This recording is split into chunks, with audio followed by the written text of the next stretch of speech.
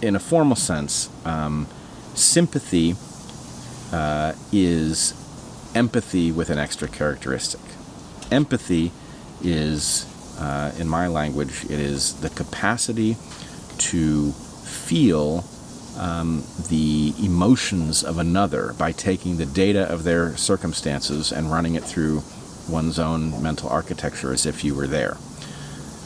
Sympathy, you do the same thing with the acknowledgement that you're effectively on the same team as the entity, the person, or the creature with whom you are sympathizing. So the example that I think makes this clear is we empathize with people to know what they're going to do because that provides advantages evolutionarily.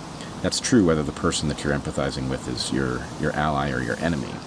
So it's very important, for example, to be able to empathize with Hitler in the bunker as the Allies approach, right? You can understand exactly why he puts a gun to his head and shoots himself, because he knows what's coming.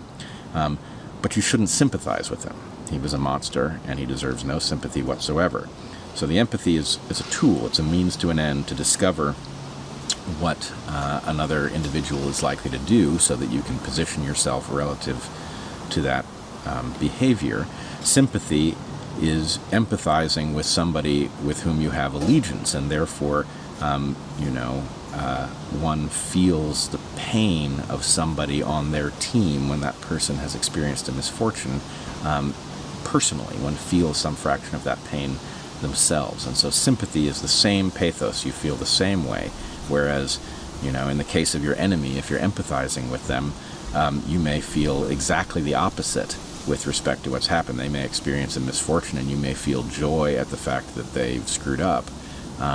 So you don't feel the same emotion. You understand, you feel the emotion that they feel, you correctly predict it, but your reaction to it may be very different.